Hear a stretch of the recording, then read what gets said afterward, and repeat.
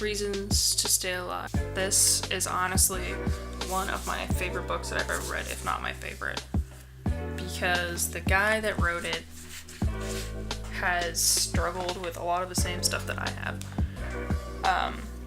So this book is for anyone that's trying to understand anxiety and depression from my point of view.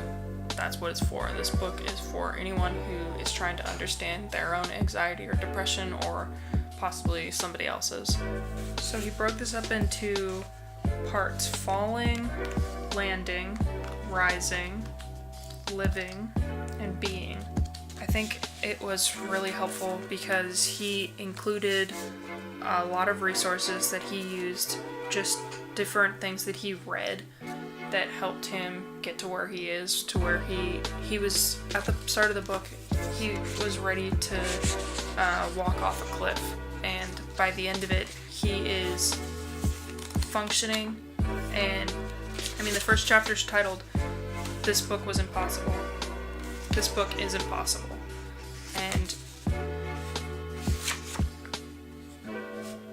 And by the end of it, he's talking about things I have enjoyed since the time I thought I would never enjoy anything again. I wrote down 4 reasons why I really enjoyed this book. The first one is short, digestible chapters. He clearly has anxiety and depression, because if you have that, a lot of times when you're reading, you need small chapters. You need to constantly be feeling like you've just accomplished something, even if it's just 2 small pages. The book is itself, like, it's very small and it's easy to grasp. Sometimes his chapters were only 2 pages, sometimes they were more than that, but often they were very short. I think his writing is really easy to comprehend. He makes it so anyone could read it.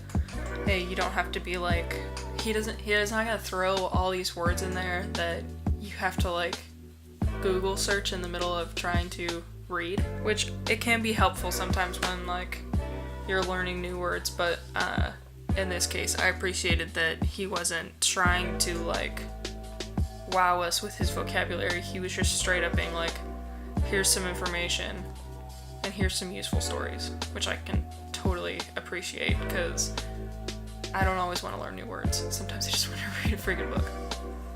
You can 100% tell from the stories that he lived with depression and anxiety, and so he can give very honest, truthful, helpful advice.